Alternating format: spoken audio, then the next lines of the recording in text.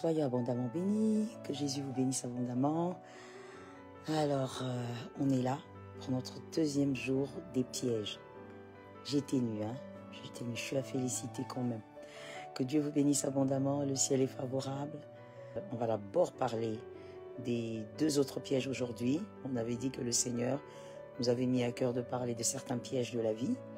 Hier, on en avait parlé et aujourd'hui, on va rajouter encore deux autres pièges. Alors, soyez bénis, le ciel est favorable. Soyez bénis. Nous allons aujourd'hui, comme hier, on va ajouter deux pièges et on va prier. Soyez bénis. Que Dieu vous bénisse. Que Dieu bénisse aussi toutes les personnes qui ont su nous contacter par rapport au message d'hier, les deux pièges et la consolation que ça a amené, la délivrance. On bénit le Seigneur. C'est pour ça que nous nous présentons pour quelques minutes sur les réseaux. C'est justement pour accomplir l'œuvre du Christ et pas pour autre chose. Et donc, soyez abondamment bénis. Le ciel est favorable pays. Ainsi, on partage en ordre et en désordre, d'accord? Les bons évangélistes, on partage en ordre et en désordre et on va évoluer avec les deux pièges d'aujourd'hui et ensuite on va prier. Je vais répondre à 3 questions aussi. Je vais répondre à 3 questions selon le message d'aujourd'hui. Et ensuite, on va prier. Le ciel est favorable. L'Éternel manifeste sa puissance. Que Jésus agisse en ordre et en désordre. Alors, est-ce que quelqu'un peut dire avec moi le piège? On commence, ok? J'espère que tu vas continuer à faire l'œuvre des bons évangélistes, même pendant que je serai en train de prêcher, d'enseigner. Ce n'est pas une prédication. Le ciel est favorable depuis le Cameroun. Soyez bénis, je vous aime, vous le savez. Beaucoup d'amour au Cameroun, beaucoup d'amour depuis Chypre. Soyez bénis, le ciel est favorable là-bas. Depuis la France, vous savez qu'il y a des conteneurs d'amour qui vous localisent. Soyez bénis au nom de Jésus. Ah, les lions indomptables se sont réveillés. Soyez bénis encore depuis le Cameroun. Soyez bénis depuis la Côte d'Ivoire. Quelqu'un m'a dit le piège. Rappelez-vous que hier, on a parlé de 2 pièges et je vous ai dit que par la grâce de Dieu, on allait parler, c'est le fardeau que Dieu a mis dans mon cœur, on allait parler de pièges de la vie. Soyez bénis depuis la Belgique, le piège. Les pièges de la vie et le piège dans le couple. Hier, on a parlé du premier piège, celui de se laisser entraîner ou enlacer par les difficultés, par les problèmes. Et le deuxième piège dans le mariage, on avait parlé de les plaintifs inutiles, les personnes plaintifs et qui se plaignent pour rien. Donc les plaintifs inutiles ou encore les plaintes inutiles. Quand je dis les plaintifs inutiles, je parle des personnes qui se plaignent, mais bon, voilà, là, malheureusement, ces personnes ne sont pas très utiles. Excusez-moi pour le terme, parce que en fait, elles se plaignent pour des très mauvaises raisons. Et donc, aujourd'hui, nous parlons, depuis l'Afrique du Sud, soyez arrosés, dites-moi le piège. Depuis Abidjan, dites-moi le piège, s'il vous plaît. Aujourd'hui, nous parlons des 2 autres pièges. Le premier piège, nous parlons de... dites-moi le piège. Oh, le Tchad, ça fait longtemps, hein? Vous allez bien? Que Dieu vous bénisse depuis le Tchad. Alors, dites-moi le piège. Le premier piège dont nous allons parler aujourd'hui, de piège en tant qu'enfant de Dieu dans la vie chrétienne, nous parlons des promesses qui tardent. Les promesses qui tardent. Vous savez, lorsque vous êtes enfant de Dieu, vous êtes un élu de Dieu, vous êtes enfant de Dieu. J'allais dire chrétien, mais enfant de Dieu, c'est plus fort que chrétien. Vous êtes enfant de Dieu, vous avez forcément les promesses. Vous avez forcément des promesses. Vous êtes attaché à des promesses. Même si on ne vous a jamais donné une prophétie par un être humain venant vous dire, Dieu a dit, mais même dans vos songes, vous avez déjà vu des choses qui en réalité sont des promesses de Dieu.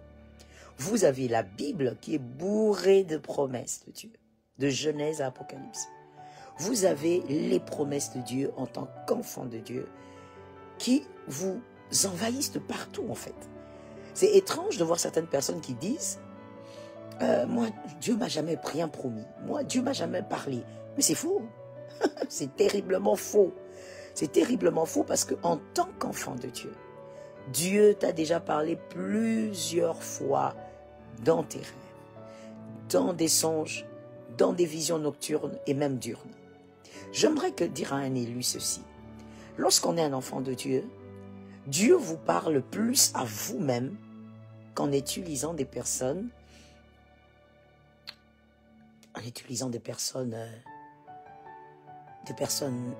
que vous connaissez. Dieu parlera plus avec vous. Mais comme la Bible dit, le Seigneur parle tantôt d'une manière, tantôt d'une autre, mais seulement on n'y prend pas garde. C'est là le piège. Mais Dieu parle beaucoup avec vous. Et Dieu vous a déjà donné beaucoup de promesses. Et comme je le disais, la parole de Dieu aussi, la Bible, est bourrée de promesses. Il y a plein de promesses là-dedans. Et donc, le piège, c'est lorsque on sait ce que Dieu a dit, on sait ce que Dieu nous a promis, on attend, ça ne vient pas. Oh my goodness. C'était déjà arrivé d'attendre quelque chose pendant des années.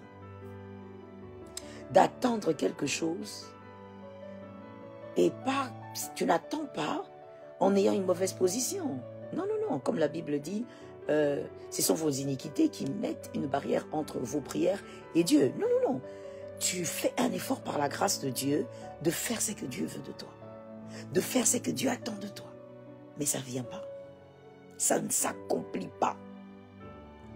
Ça t'est déjà arrivé de te mettre à genoux, de dire, j'attends depuis autant d'années et je suis fatigué de recommander ce sujet de prière. Alors que Dieu t'a déjà dit qu'il va l'accomplir, mais ça tarde. Le premier piège, les promesses longtemps attendues. Attention à ce piège-là. Lorsque les promesses sont longtemps attendues, on a tendance, à douter. Parce qu'on a pris du temps à attendre. Donc, on commence un peu à douter. Est-ce que c'est Dieu qui avait parlé? Est-ce que c'est vraiment lui qui avait parlé? Ne laisse ni la chair, ni la société te faire douter de Dieu. Quand Dieu a parlé, il a parlé. Lorsque la promesse tarde, la deuxième chose, on a tendance à regarder à gauche et à droite. Ah, ça, c'est un grand piège. On regarde à gauche et à droite. On a les yeux un peu, des yeux baladeurs. On regarde à gauche, à droite. On regarde chez le voisin. Lui a commencé à prier quand? Lui, s'est accompli. Lui, je l'ai vu arriver. Lui, je l'ai soutenu. Lui, je me rappelle. Des fois même, il venait pleurer chez moi. Voici, j'ai attendu. J'attends cet enfant. J'attends Samuel. Dieu m'a promis. J'attends, ça ne vient pas. J'attends Isaac. Parce que bon, Samuel, il faut dire, ce n'était pas vraiment une promesse. J'attends Isaac. Ça ne vient pas. J'attends. Dieu m'a dit que je devais me marier l'année passée. Mais le temps est passé. Je regarde à gauche et à droite. Celui-là, il est maintenant stable. Alors que c'est moi qui l'ai aidé dans la vie. C'est moi qui ai fait ceci. C'est un grand piège. Lorsqu'on a les promesses venant du Seigneur, il faut éviter les yeux baladeurs. Il faut faire attention. Il faut que les yeux restent sur les promesses. Alors qu'en tant qu'humain, on a vraiment tendance à regarder à gauche à droite. Et quand on regarde à gauche à droite, on se dit, pourquoi Dieu a agi là-bas et pas chez moi? Peut-être que l'autre est meilleur. Non, my goodness. Non, non, non, non, non. Que quelqu'un me dise, il ne s'agit pas de ça. Il ne s'agit pas de quoi? Dieu n'agit pas avec l'autre parce qu'il est meilleur que toi. Dieu n'est pas un homme. Ah, Lord, I love you, Jesus. Je t'aime, Jésus. Il ne s'agit pas de ça. Dieu n'agit pas avec ton oncle, ta tante, ton frère dans le Seigneur avant toi parce qu'il est meilleur que toi. Non. C'est une affaire de temps et de circonstances. C'est son temps. Le Kairos est arrivé pour lui. Le Kairos a sonné pour lui. C'est bon. On bénit le Seigneur. Et je veux même te dire, quand Dieu te fait des promesses et que Dieu permet qu'Agar soit enceinte, alors que toi tu es là, c'est pour travailler aussi ton cœur. Dieu ne nous bénit pas seulement, Dieu n'accomplit pas seulement ses promesses. Entre la promesse Et le temps de l'accomplissement, vous voyez le middle, là, au milieu, juste le temps du milieu, là, entre la promesse dite par Dieu et l'accomplissement, le milieu, là, le temps du milieu, c'est le temps où Dieu te façonne par rapport à l'accomplissement.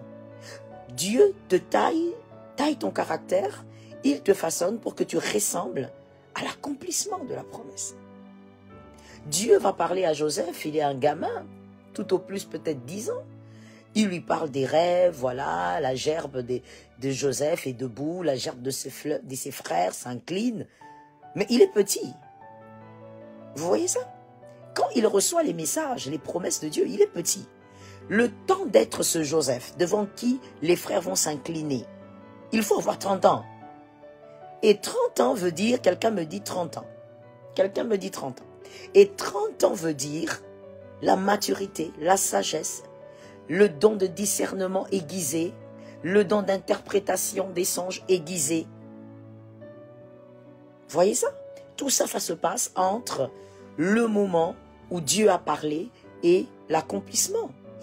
Écoute, en d'autres termes, il faudrait que tes 30 ans arrivent. Tu as compris ce que ça veut dire? Je ne parle pas de l'âge. Il faudrait que tes 30 ans arrivent. Le temps de la maturité. Tu dois vivre cette maturation-là. Et donc, fais attention avec ce piège, mon frère. Beaucoup d'enfants de Dieu se sont éloignés de Dieu parce que ces enfants de Dieu avaient des yeux baladeurs, croyant que si Dieu fait à gauche, c'est que Dieu m'a oublié, Dieu aime l'autre plus, et pensant également que si Dieu a fait à gauche et à droite, il y a quelque chose qui ne va pas chez moi. Attention, Dieu doit te préparer.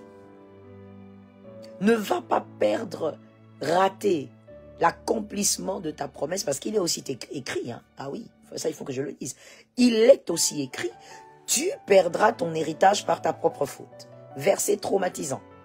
Tu perdras ton héritage par ta propre faute.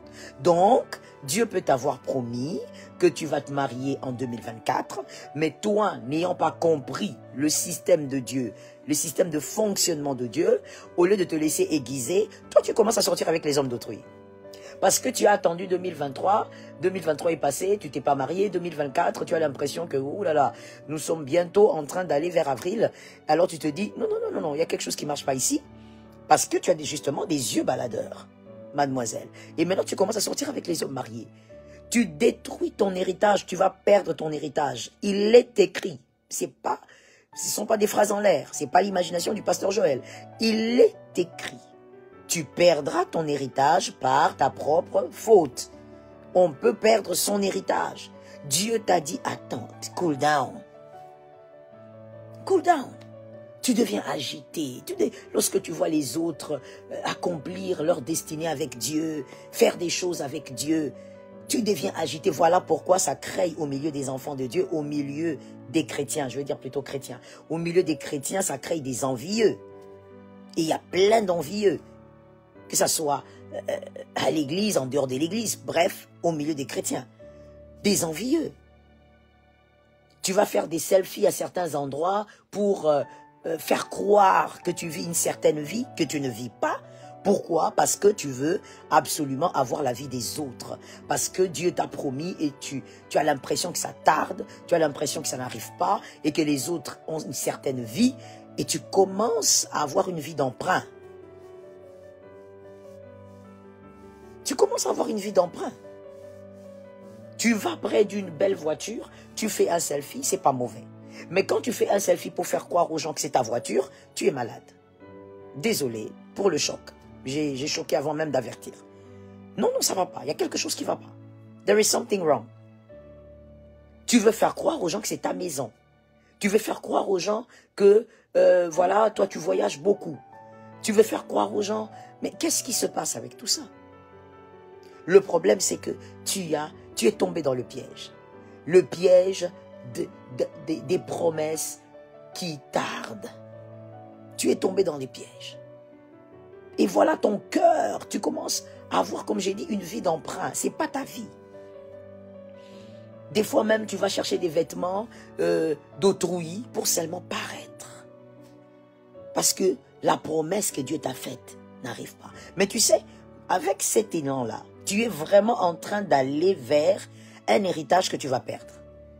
La promesse risque de ne pas s'accomplir parce que tu ne restes pas, tu n'as pas la bonne position, tu n'attends pas tes 30 ans, c'est-à-dire la maturité, la formation du caractère, l'aiguisement, tu n'attends pas tout ça, tu es trop agité. Quelqu'un m'a dit trop agité.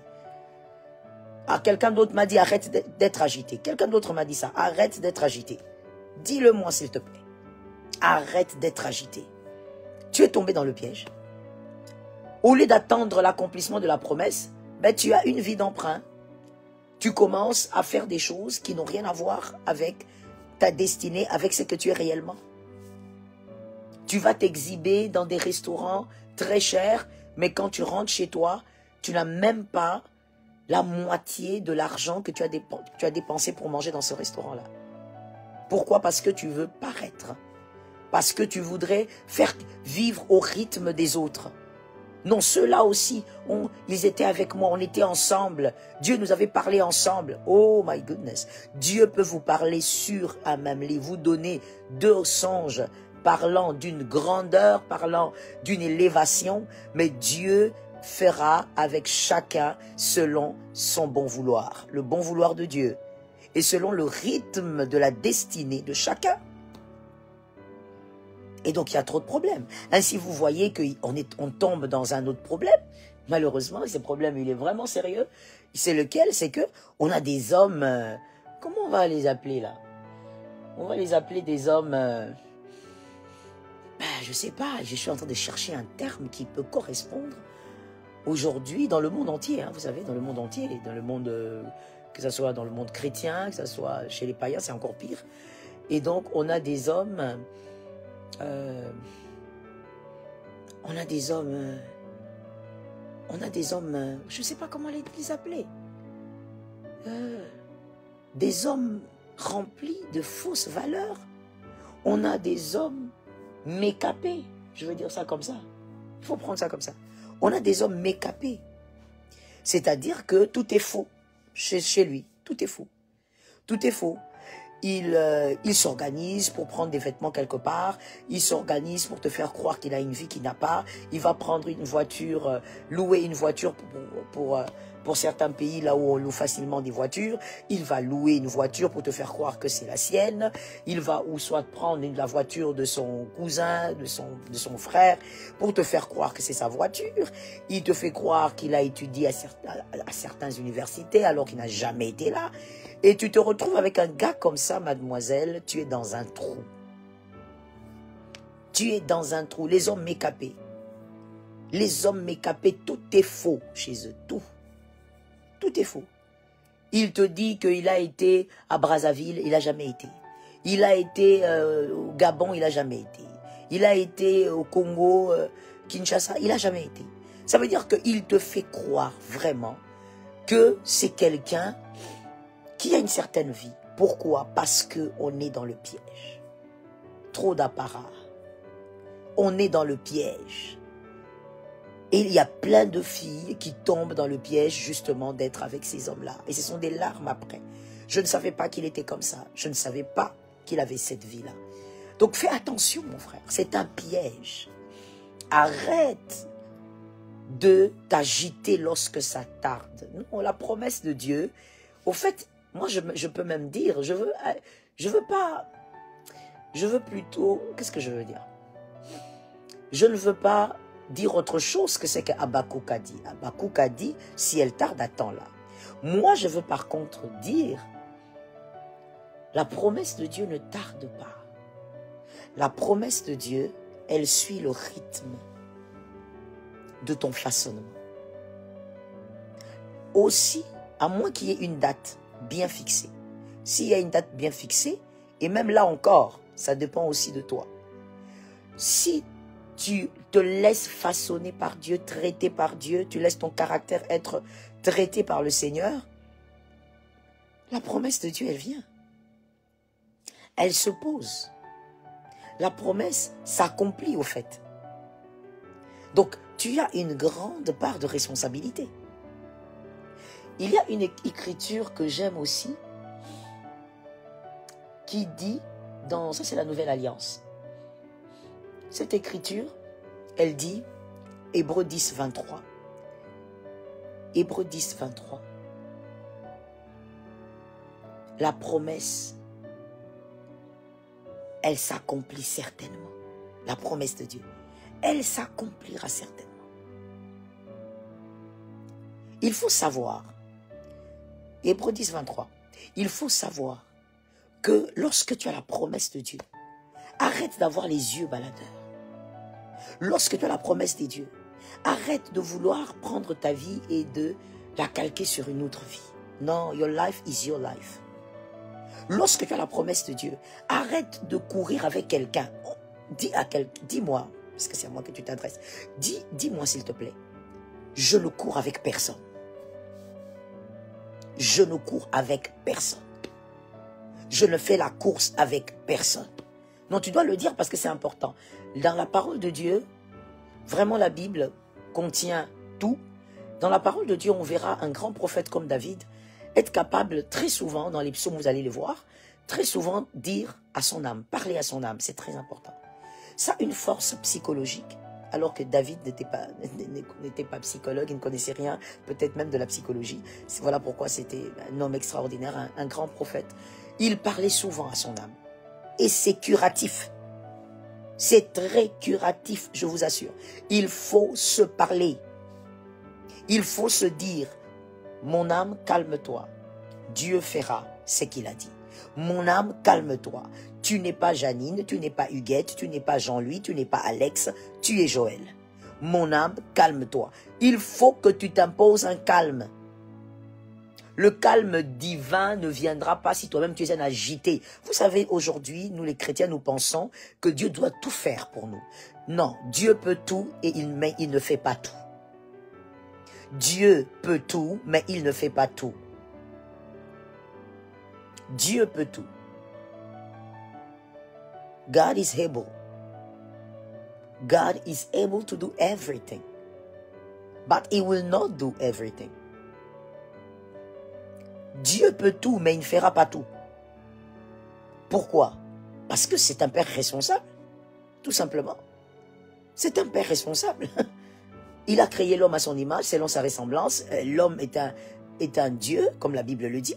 Et l'homme a ses responsabilités. L'homme a ses responsabilités. Tu as tes responsabilités. Donc, Dieu ne va pas mettre la paix dans ta vie si toi-même, tu ne sais pas te calmer. Tu dois te calmer. Ma soeur, calme-toi. Mon frère, cool down, please. Tu dois te calmer. Si tu ne te calmes pas, Dieu ne te calmera pas parce qu'il est là, il est omniprésent, il y a son onction. Non. Calme-toi. Voilà pourquoi il est même écrit. L'esprit du prophète est soumis au prophète. Pour dire quoi? Que le prophète a aussi l'autorité sur l'esprit prophétique. Il faut que tu calmes ton esprit, ma soeur. Ne tombe pas dans ce piège, mon frère. Fais attention aussi avec les allumeurs de feu, avec les pyromanes. Fais attention avec ces personnes-là, les personnes pyromanes. Je sais qu'il y en a plein autour de vous. Ces personnes sont partout. Qu'est-ce que vous voulez? C'est-à-dire que toi, tu es là concentré sur ta vie chrétienne, sur ce que Dieu attend de toi, sur ce que tu dois faire, voilà, pour Dieu, pour les hommes. Voilà, tu es concentré sur ta vie. Mais tu verras un ami pyromane qui vient te dire, mais en tout cas, comment ça se fait que jusqu'aujourd'hui, tu n'as pas ci, tu n'as pas ça, pourquoi ta vie est comme ça? Mais attends, dis avec moi, arrête d'examiner ma vie. Dis ça avec moi, mon frère, arrête d'examiner ma vie. Il faudrait avoir le courage à certains moments de dire à certaines personnes la vérité. Moi, je ne sais pas pourquoi et comment certaines personnes font pour penser à des choses correctes et souffrir dans leur cœur et ne pas le dire. Tu te tortures alors que ce que tu penses est correct et que tu peux le dire poliment, sagement, correctement à celui qui doit l'entendre. Non, à des moments, il faut regarder certaines personnes en face, dans les yeux, vraiment, et dire à ces personnes, écoute, il faut te calmer. Arrête d'examiner ma vie. Arrête de prendre ma vie et de placer ma vie sur, je sais pas, sur une civière, comme si tu devais autopsier ma vie. Il faut arrêter. Ma vie n'est pas à autopsier. Alors, arrête. Il faut avoir le courage de dire certaines choses à certaines personnes. Parce qu'il y a des gens qui autopsient votre vie comme si c'était le travail que Dieu lui avait donné sur terre. Alors qu'il a une vie façon, bizarre, une vie obscure, une vie ténébreuse. Ça veut dire au point où quand tu entres dans cette vie, tu vois rien. Tu es aveugle parce que la vie de cette personne est obscure, totalement obscure. Totalement obscure. Mais elle ne se concentre pas sur sa vie. Elle est là pour dire pourquoi ta vie, pourquoi tu n'as pas ceci, pourquoi tu n'es pas marié, pourquoi tu n'as pas d'enfant, pourquoi tu ne voyages pas, pourquoi tu n'as pas de maison. Il faut dire à un moment à certaines personnes, à ces pyromanes, de se calmer. Ce sont des gens qui viennent allumer un mauvais feu dans votre cœur. Tu étais calme, tu étais en paix, mais juste après avoir parlé avec cette personne, avant le coucher, tu n'as plus de sommeil. Le sommeil est parti. Tu commences à réfléchir. J'ai 45 ans, j'ai 50 ans. Comment je m'en sors? Comment je fais ceci? Celui-là, je l'ai vu sur TikTok. Il n'a que 22 ans. Il n'est pas toi. Ce sont ses 22 ans à lui. Tu as tes 45 ans à toi. Tu es toi. Dis à ton âme, calme-toi et gère tes 45 années. Pas par rapport à ce gars de 22 ans. C'est un piège. Que Dieu nous donne la victoire. Le deuxième piège dont on parle aujourd'hui. Le deuxième piège, comme on l'a fait hier, le premier c'est par rapport à nos vies, le deuxième piège par rapport au couple. Le deuxième piège, très dangereux, c'est l'amour obsessionnel. L'amour obsessionnel pour les couples, évidemment. Je parle des couples mariés. L'amour obsessionnel. Et d'ailleurs, si vous découvrez ça pendant les fiançailles, fouillez. Très dangereux. L'amour obsessionnel. Alors, déjà l'amour, on sait ce que c'est. Pour nous, enfants de Dieu, l'amour c'est le Christ. L'amour c'est Dieu. Et il nous a créés à son image. Donc, il nous a transféré, communiqué, transmis cet amour. Et nous portons de l'amour. Voilà pourquoi il nous dit d'ailleurs dans sa parole plusieurs fois de nous aimer entre nous, d'aimer son prochain comme soi-même. Et donc, dans le mariage, il y a cet amour Eros, que Dieu lui-même d'ailleurs a créé depuis le jardin d'Éden. Donc, la manière d'aimer un homme ou une femme, comme j'ai souvent dit, en ce qui concerne le mariage, tout est caché dans Genèse 1, jusqu'à 3 d'ailleurs. Tout est caché là. Par rapport à l'amour, comment vivre dans un couple, selon Dieu. Tout est caché là, tout. Que ce soit l'éducation, la sexualité, tout est caché là. Dans Genèse, selon moi, évidemment. Et comment aimer sa femme, comment aimer son mari, c'est aussi caché là-bas. Dans Genèse, chapitre 1, chapitre 2, chapitre 3. C'est caché là-bas. L'obsession, c'est quoi? C'est lorsque vous n'arrivez pas à enlever une chose précise de votre esprit. Elle vous habite, elle vous contrôle. C'est très important. Elle vous manipule aussi. J'ai dit, elle vous habite, elle vous contrôle, elle vous manipule. Est-ce qu'on l'a écrit? No wonder, j'ai plutôt dit chapitre 1, Genèse, chapitre 1, chapitre 2, chapitre 3. Dans tous les 3 chapitres, c'est là qu'on parle des mystères du mariage, en fait. Et comment aimer sa femme aussi. C'est dans Genèse, chapitre 1, chapitre 2 et chapitre 3. Et donc, je disais que l'obsession, pour ceux qui sont bien connectés, vous l'avez noté, parce que je ne vous vois pas écrire, je ne vous vois pas partager, je ne vous vois pas faire l'œuvre des bons évangélistes, mais je ne vous vois pas écrire non plus. Il faut noter. Donc, cette obsession, l'obsession, c'est lorsque cette pensée, une pensée précise, vous habite, vous contrôle et vous manipule. Alors, l'amour obsessionnel dans le mariage est un grand piège. Beaucoup de couples vivent dans l'amour obsessionnel, sans le savoir et sans même réaliser que c'est un amour toxique, c'est un piège. On trouve que c'est convenable parce qu'on dit amour. Non. Même lorsqu'on dit amour, quand il y a cette deuxième partie, c'est-à-dire l'obsession, ça devient un problème. Quand est-ce que, madame, vous êtes dans un amour obsessionnel, monsieur? Par exemple, madame, vous êtes dans un amour obsessionnel lorsque vous prenez, par exemple, le téléphone de votre mari et vous mémorisez le code, je sais pas, vous piégez d'une certaine manière ce téléphone, vous vous connectez à son WhatsApp, vous faites vraiment des choses dignes d'un génie, dignes d'un grand génie avec ce téléphone simplement pour savoir qu'est-ce qui se passe. Oh, comment vous n'avez pas eu de notification? I don't know. I don't know why. Alors, juste pour savoir qu'est-ce que son mari fait, avec qui il cause, avec qui il s'écrit, avec qui sa femme s'écrit. Non, non, non, non, ça c'est un problème. L'amour obsessionnel, vous êtes à la maison, monsieur ou madame, ou au travail, vous voulez savoir avec exactitude votre mari est allé où, il a fait quoi, il a mangé dans quel restaurant, avec qui, il a mangé quel repas, il a dépensé combien. Vous mettez même des gens derrière votre mari, derrière votre femme. C'est un amour obsessionnel, toxique, c'est un piège. Un piège et donc ça vous amènera très loin. Ah oui, oui, oui. Vous ne voyez pas, vous ne vous rendez pas compte vous-même que vous êtes un peu malade, monsieur, madame, et cette maladie va vous amener très loin. Regardez ce qui se passe dans Genèse, parce que je vous ai dit, tout est caché en ce qui concerne le mariage dans Genèse, chapitre 1, chapitre 2, chapitre 3. Dans le chapitre 3, lorsque le serpent séduit la femme, et puis vous connaissez le reste, le couple tombe dans le péché, Dieu vient pour punir tout le monde. Dieu commence, ça c'est très intéressant, très intéressant. Et vous pouvez lire ça dans Genèse 3, 1 jusqu'à 17. Je suis sûr que je ne me suis pas trompé. Genèse 3, 1 jusqu'à 17. Vous pouvez lire ça.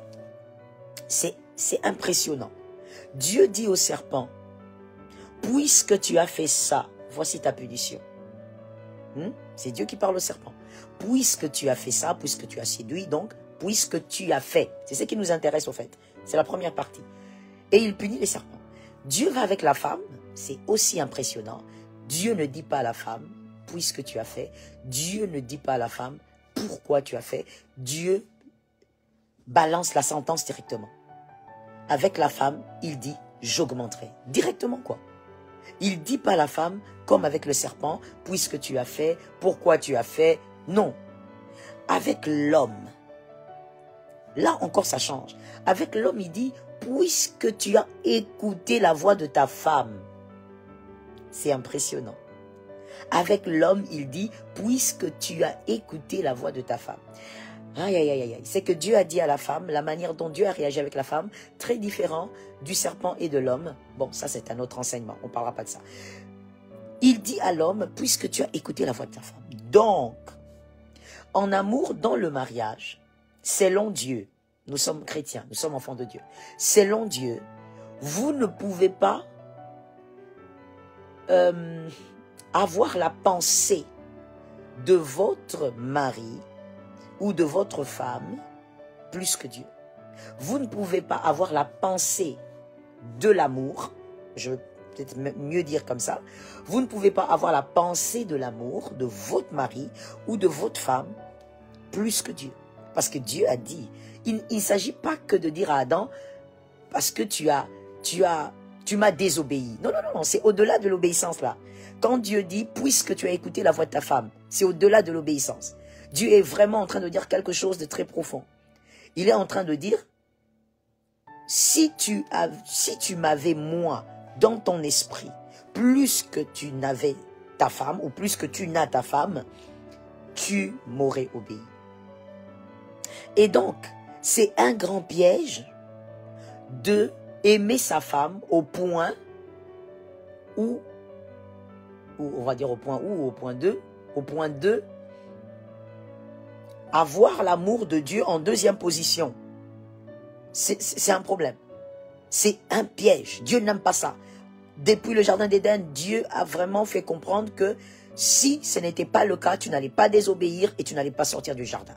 Adam, aujourd'hui, tu vas galérer parce que tu avais l'amour de ta femme dans ton esprit plus que l'amour que tu devrais avoir pour moi, ton Dieu. Donc, l'amour, je veux dire ça comment? Un amour obsessionnel est un piège et aussi est un mal depuis Genèse. Depuis Genèse.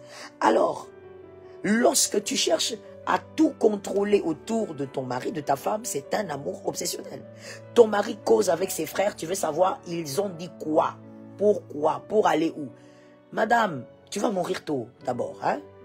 Tu vas mourir tôt, c'est un conseil, c'est à prendre ou à laisser, hein, tu sais. Voilà. Le pasteur Joël a tellement de problèmes sur les réseaux que bon, faut dire c'est à prendre ou à laisser. Donc, tu vas mourir tôt. C'est un amour obsessionnel. Monsieur, tu vois ta femme à partir de, je sais pas, de la mezzanine, tu la vois en train de causer avec le voisin. Tu descends comme un coureur de championnat. Tu descends comme un boxeur qui vient de finir un entraînement. Et tu viens là agiter. C'est quoi? Tu parles avec qui? Il te dit quoi? C'est un amour obsessionnel. Un amour obsessionnel cherche à tout contrôler. Pourquoi tu veux tout contrôler? Tu aimes quelqu'un, tu n'es pas son policier, tu n'es pas... Il y a même des gens qui vont dire, mais non, pasteur, l'amour n'exclut pas le contrôle. De quel contrôle vous parlez? D'ailleurs, je vais te choquer. Est-ce que je peux te choquer? Je te choque alors. Écoute, lorsque dans un foyer, l'amour commence à ne pas exclure, je pèse mes mots, hein, à ne pas exclure le contrôle, c'est-à-dire que, 1, tu t'es marié avec un immature. 2, tu t'es marié avec une personne qui n'est pas digne de confiance du tout. Tu t'es marié avec, je sais pas, j'allais dire un brigand, voilà. Tu t'es marié avec un brigand, c'est quelqu'un qui est pas digne de confiance. 3, ça veut dire que tu t'es marié avec ta peur de tous les jours. Voilà. Voilà, j'ai fini avec les 3. Voilà quoi. 1, immature. 2, une personne indigne de confiance. 3, donc déloyale. 3, tu t'es marié avec ta peur. Voilà. Je ne sais pas comment tu as fait pour te marier avec ta propre peur. Tu t'es marié avec ta propre peur. Donc toi, tu vis, le mariage n'exclut pas le contrôle. Quand tu es marié avec une personne qui sait pourquoi vous êtes ensemble, une personne qui sait qu'est-ce que vous voulez dans la vie, je parle de vous deux, dans le couple, une personne, troisièmement, qui sait comment on doit faire les choses pour évoluer selon le plan de Dieu. Quatrièmement, une personne, tu t'es marié, n'est-ce pas? Tu vis avec une personne, quatrièmement, qui comprend et qui sait que ce qu'on fait a forcément des retombées sur les enfants, a forcément des retombées sur les générations à venir. Et ça, bien aimé, ça n'a rien à voir avec le fait d'être chrétien ou pas, hein, ok? Même quand on est païen, les occultes comprennent bien ce que j'ai dit. Très bien. Peut-être même mieux que certains chrétiens. Donc, ce que l'on fait, c'est qu'un parent fait retombe forcément sur les fils et sur des générations, positives ou négatives. Alors, quand tu vis avec quelqu'un comme ça, qui comprend ces 3 ou 4 choses que j'ai citées, qui comprend ces choses-là, mais tu n'as pas besoin de le contrôler. Tu vas le contrôler pourquoi? Tu vas le contrôler pourquoi? Je ne comprends pas. Pourquoi tu vas le contrôler? Pourquoi tu seras derrière cette personne-là? C'est-à-dire que tu t'es marié avec ta peur. Et donc, voilà pourquoi tu vis dans la peur.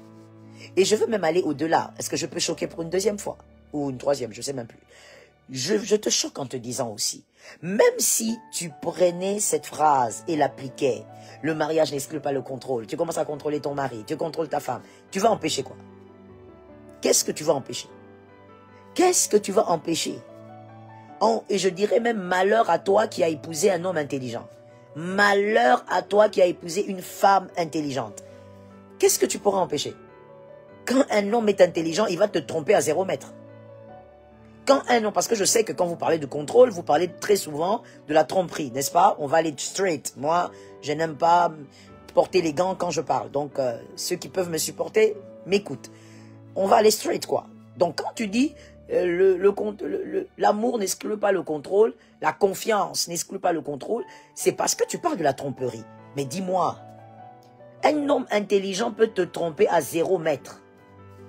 Un homme intelligent, d'ailleurs, ne te trompera pas loin. Il te trompera près. Parce que c'est plus facile pour lui et il gère. Oui, quelqu'un d'autre va dire, mais non, pasteur, voilà, ça, je veux le choper. Non, ma soeur, c'est justement ça l'intelligence. Ainsi, mon daddy Jean-Baptiste, que j'aime beaucoup, je l'embrasse, mamie aussi, maman Lily Soumbela, ce sont mes parents spirituels, nos parents spirituels, je les embrasse, beaucoup de bisous et de câlins. Mon daddy Jean-Baptiste, mon père spirituel donc, dit souvent que la personne la plus dangereuse au monde, c'est l'homme intelligent. C'est la femme intelligente. C'est l'intelligence. L'arme la plus destructrice au monde. Et on est d'accord d'ailleurs, n'est-ce pas? Même sans ouvrir la Bible. Ceux qui ont fabriqué les bombes nucléaires, c'était quoi? Le bouddhisme. C'était quoi? Des idiots. Ben, voilà. L'arme la plus dangereuse au monde, c'est l'intelligence. Tu dois savoir que si tu as épousé un homme intelligent, il ne faut pas aller sous cet angle-là. Tu vas mourir d'AVC, madame. Tu vas mourir d'AVC. Si un homme veut te tromper, il te trompera. Si une femme veut te tromper, elle te trompera en ordre et en désordre. My goodness. Tu sais, la femme, elle est capable de te tromper. Elle te trompe à côté je sais pas. Je veux dire, à côté, nous en République démocratique du Congo, on a notre fleuve majestueux, le fleuve Congo. J'allais dire le fleuve Zaïre. Oh là là là là. Voilà, c'est la nostalgie. On a un majestueux fleuve, le fleuve Congo. Et donc, une femme peut te tromper près du fleuve, près de l'océan, près d'une rivière. Mais même les poissons ne sont pas au courant. Est-ce que tu badines avec ces choses-là? Tu badines avec ces choses-là? L'intelligence est un problème. L'intelligence est une arme. L'intelligence, voilà pourquoi nous chrétiens nous disons... Je puis tout par celui qui me fortifie. Nous nous cachons en Jésus. Pourquoi? Parce qu'en Jésus, Jésus va tuer la mauvaise partie de l'intelligence. Jésus va tuer ça. Lorsque une mauvaise intelligence veut se mettre en exergue, Jésus va arrêter ça. Jésus va tenir ça. Gloire à Dieu. Merci Seigneur. J'ai envie de dire cette parole de l'Écriture qui dit « Heureusement que j'ai pour moi le Dieu d'Israël ». Jésus veille à ce que, lorsque la mauvaise intelligence veut se manifester, il impose sa présence. Et tu restes pur dans sa présence. Ton intelligence est pour bénir les hommes, pour faire du bien aux hommes. Donc, c'était juste une parenthèse pour dire qu'il ne faudrait pas seulement dire des phrases comme des ruminants. Tu dis des phrases parce que tu les as trouvées sur terre, parce que tu trouves les gens le dire, parce que tu as trouvé tes grands-parents le dire. La confiance n'exclut pas le contrôle. Il ne faut pas être des ruminants. Il faut réfléchir. Il faut décortiquer les pensées. Et il faut analyser la société et ainsi que l'évolution même de l'homme. Il y a des choses qui sont inutiles. Sors de l'obsession, sors d'un amour obsessionnel. Ça détruit ton foyer. Ça détruit ton ménage. Ça détruit la paix de ton foyer. Je veux répondre à 3 questions comme je l'ai fait hier. Donc j'attends les 3 premières questions sur mon mur. L'amour obsessionnel va détruire toutes les bonnes choses que Dieu vous a données. Vous savez, il y a des hommes qui, à la limite, ont toujours été des hommes bien. Par la grâce de Dieu, ils font des efforts pour honorer leur famille, honorer le Seigneur. Mais tellement sa femme a un amour obsessionnel, cet homme commence à avoir des pensées noires. Même quand il est au téléphone, tu parles à qui? Pourquoi tu regardes ça? Tu es avec qui? Tu vas le détruire. L'amour obsessionnel est un piège parce que, ça détruit. Ça détruit l'autre. Lorsque tu es toujours en train de croire que ta femme te trompe parce qu'elle rit, elle sourit avec des gens, tu la détruis. Tu vas même créer des pensées qui n'existaient pas. Tout le monde ne trompe pas, monsieur. Madame, tout le monde ne trompe pas. C'est votre avis de croire et vous êtes libre de penser que tous les hommes trompent. Mais tous les hommes ne trompent pas. Il y a des hommes qui ne trompent pas. Moi, j'ai toujours posé la question et dernièrement, j'ai fait rire les femmes. Quelque part, je leur ai dit, est-ce que vous êtes d'accord avec moi que le commun des mortels dit que tout homme est infidèle? Et toutes les femmes étaient, oui, c'est clair. Pasteur, tous les hommes sont infidèles. Ok, alors je leur ai dit, qui ont des fils dans cette salle? Elles ont levé la main et j'ai dit, ok, on baisse la main. Alors qui est d'accord que son fils sera un grand menteur?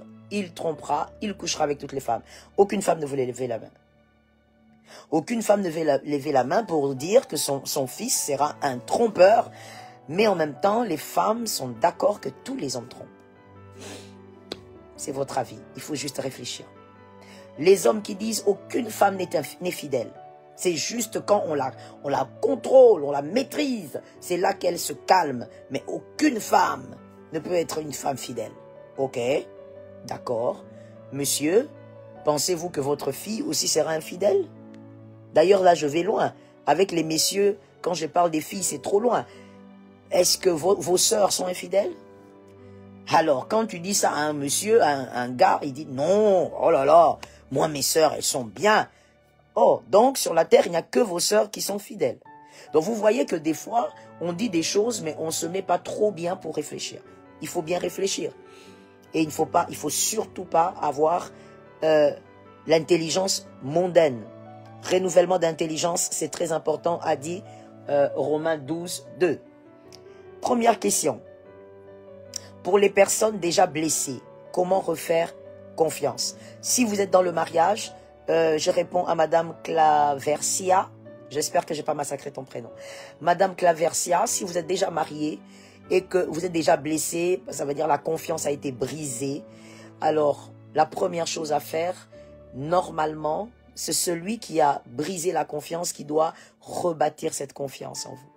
Vous ne devez pas retravailler sur vous-même comme certaines personnes aiment le dire. Mon mari m'a blessé, mon mari m'a trompé, mais je dois travailler sur mon cœur. Écoutez, c'est une partie de la vérité, ça. C'est la moitié de la vérité, c'est pas toute la vérité. Ça se passe pas comme ça. Et vous ne guérirez jamais comme ça. Excusez-moi d'être très direct et peut-être d'être assez catégorique. Vous ne guérirez pas comme ça. On ne guérit pas lorsqu'on a brisé votre confiance. On a brisé la confiance que vous aviez envers quelqu'un par cette personne. Il faudrait que cette personne fasse un grand travail sur vous, sur vous-même, sur vous. C'est-à-dire la personne qui vous a blessé doit retravailler pour regagner votre confiance. Cette personne doit être consciente. Voilà pourquoi vous voyez, madame, pourquoi on ne peut pas se marier avec des gamins. C'est trop compliqué. Quand vous vous mariez à un gamin qui a 55 ans, mais qui est gamin, ben, il ne comprend pas qu'il a détruit le cœur de quelqu'un, il a détruit la confiance. Parce que quand on détruit la confiance auprès de vous, on détruit aussi une portion d'estime que vous avez pour vous-même. Surtout si on vous a trompé. Ça, c'est clair. On a détruit une portion de vous. Alors, il faudrait que cette personne ait de la maturité pour retravailler cette confiance, pour rebâtir la confiance. Et de votre côté, justement, si vous voyez que de l'autre côté, il y a des efforts fournis, la personne veut rebâtir, la personne veut reconstruire, écoutez, donnez toujours une deuxième chance, donnez une troisième, pourquoi pas, on ne sait jamais. Et il peut être dans cette situation pour plusieurs raisons, et surtout même certaines raisons spirituelles. Donc, redonnez-lui la chance si vous voyez que de l'autre côté, on a la volonté de rebâtir. Et quand, du moment où, de l'autre côté, on rebâtit la confiance en vous, vous aussi, commencez à travailler sur votre cœur. Parce qu'il y a des femmes, les hommes se sont battus pour reconquérir le cœur, la confiance, mais aïe, aïe, aïe, il y a des femmes qui sont comme des moellons. Des moellons, c'est-à-dire des grosses pierres, elles ne bougent pas. Et il m'a trahi, c'est comme ça, c'est fini, il m'a trahi. C'est compliqué. Quand vous restez catégorique comme ça, en même temps, vous ne quittez pas cet homme, je ne sais pas quel type de mariage vous voulez avoir, madame. C'est trop compliqué. Donc, ce qu'il faut faire, c'est regarder d'abord qui est en face de vous. Est-ce que c'est quelqu'un qui est prêt à rebâtir ce qu'il a brisé et donnez-lui une chance et commencez à travailler sur votre cœur. Beaucoup de prières parce qu'il y a des choses que seul Christ rebâtit. Ah oui, je vous assure. Deuxième question, comment faire comprendre à l'autre que son amour est toxique car il n'a pas soigné ses traumatismes. Ah, madame, je pense que c'est une dame. Première chose, c'est à vous d'abord que je m'adresse. C'est-à-dire, vous avez d'abord péché, madame.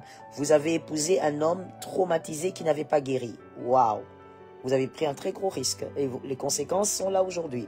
Lorsque quelqu'un est blessé, il doit d'abord guérir avant de se marier. Là, vous avez quelqu'un de traumatisé, madame. Vous n'allez pas l'aider à comprendre qu'il est dans un amour toxique, il ne va pas le comprendre. Parce que ce sont ces traumatismes qui créent toutes ces réactions-là. Donc, on rentre à la case du départ, il faudrait guérir son cœur à lui. Il ne faudrait pas lui dire que tu m'étouffes, tu es toxique. Tout ce que vous dites, au fait, c'est que vous ne comprenez pas, c'est que vous êtes en train d'enfoncer son traumatisme. Alors, arrêtez. Maintenant, vous devez revenir à la case du départ que vous aviez ratée il y a peut-être 15, 20 ans, avant le mariage. Vous devez l'aider à guérir. L'amener peut-être chez des psychologues, l'amener chez des hommes de Dieu, l'amener à l'église, mais il doit guérir. Et il doit vouloir guérir.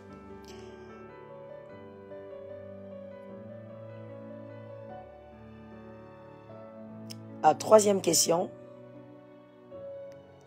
Est-ce qu'on peut rester longtemps avec quelqu'un qui ne sait pas aimer à cause de son passé et de ses blessures? C'est quasiment ce que je viens de dire. J'ai répondu pratiquement à la deuxième question. C'était pratiquement la même chose. Vous ne pouvez pas apprendre à une personne blessée. Vous ne pouvez pas lui apprendre à aimer. Non. Vous ne pouvez pas apprendre à une personne traumatisée le vrai amour. Ça passera pas. C'est pas possible. Il faut d'abord amener la guérison. La guérison d'abord. Si vous amenez la guérison, et donc vous allez pouvoir l'apprendre à aimer. Est-ce qu'en tant que... Donc je veux répondre à cette troisième question parce que la troisième que j'ai lue ressemblait à la deuxième. Est-ce que, étant en Christ, avant le mariage, la femme doit demander à son homme qu'il aille consulter dans le monde pour savoir s'il peut vivre pour toute la vie? Elle le dit pas. Consulter quoi au fait? Je comprends pas la question. C'est ça mon problème. Je comprends pas votre question. La troisième question que je voulais lire, je la comprends pas. Soyez un peu plus explicite quand vous posez vos questions. Je suis en train de chercher la troisième et la dernière pour compris.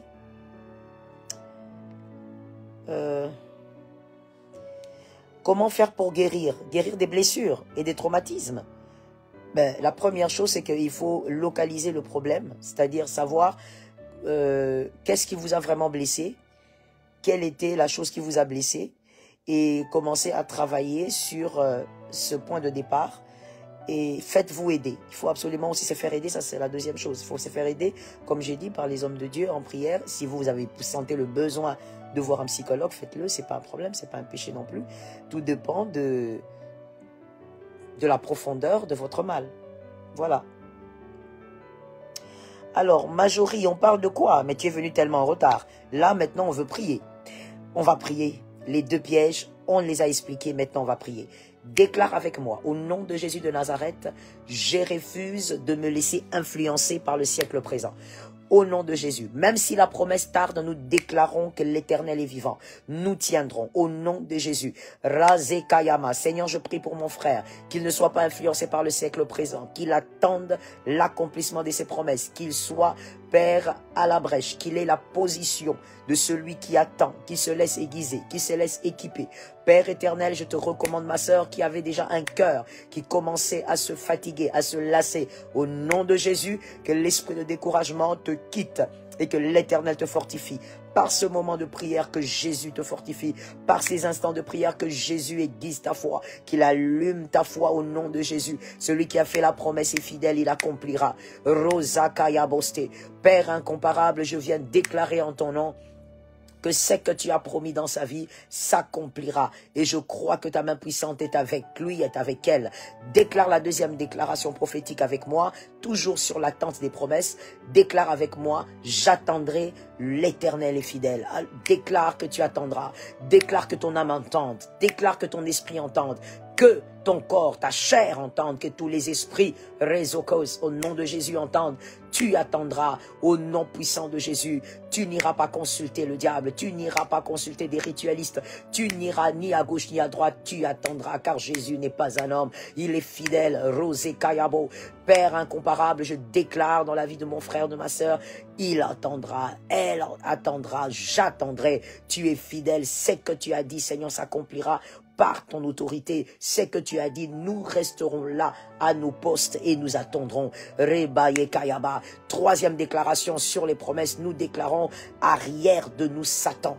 Toutes les pensées mauvaises qui viennent chuchoter, toutes les paroles négatives qui viennent placer, toutes ces émotions négatives qu'il nous communique pour nous éloigner de l'attente. Nous chassons le diable et ses acolytes au nom de Jésus.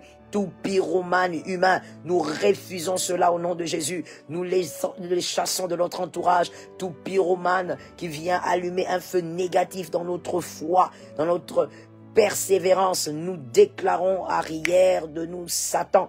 Rosé Kayama. La grâce nous sécurise, la grâce nous soutient, la grâce nous protège, la grâce nous couvre au nom de Jésus. Nous appelons la grâce abondante. Nous déclarons que Satan, avec ses manigances, avec sa ruse, ne pourra pas nous atteindre. Nous allumons un feu autour de nos vies, autour de nos pensées. Que quelqu'un déclare avec moi, j'allume un feu autour de mes pensées.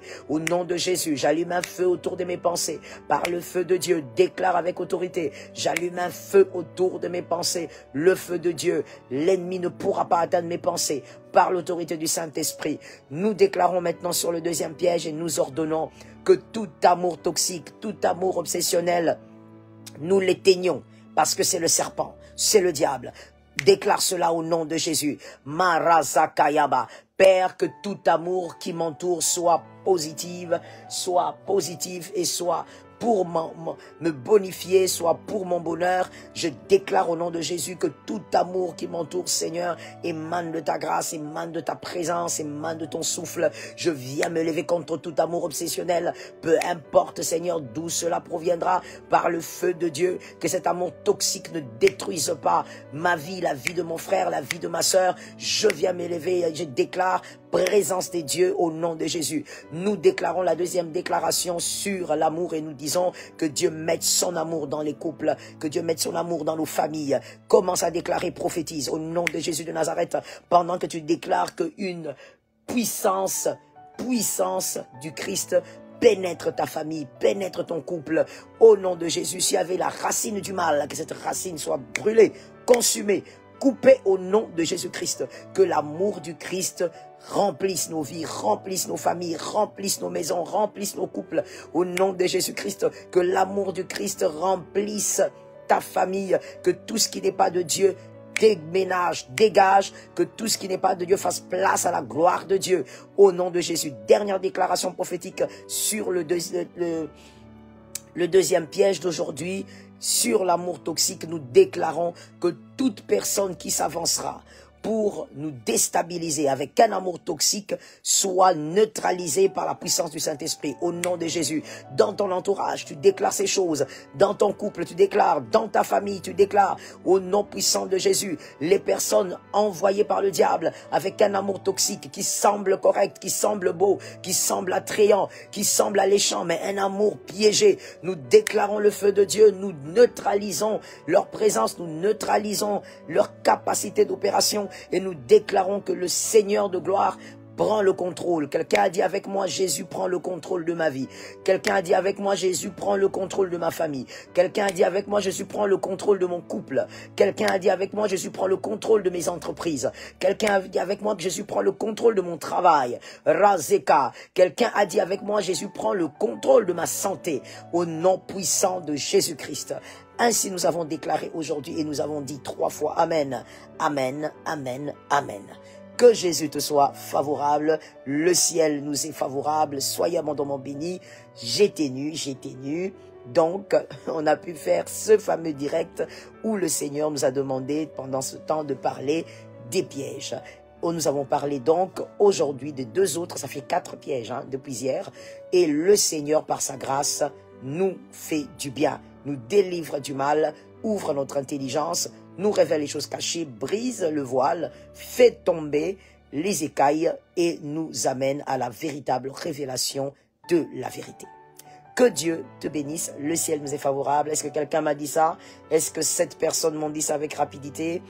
La première, la deuxième, la troisième jusqu'à la 7e, le ciel nous est favorable.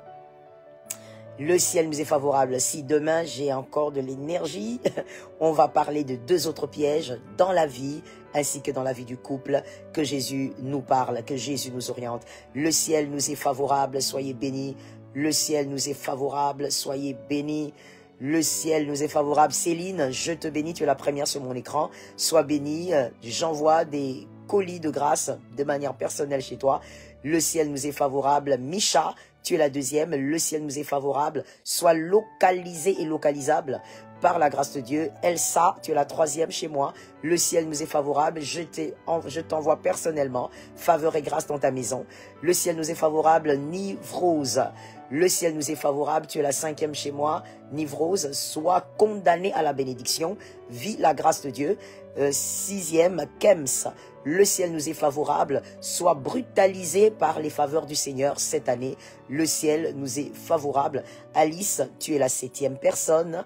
Le ciel nous est favorable. Sois choqué par la gloire de Dieu qui va se distiller dans ta famille par l'autorité du Saint-Esprit. C'était le pasteur Joël Kabasele. C'est un bonheur et une joie pour moi de partager les moments de réflexion, de bénédiction ainsi que de révélation.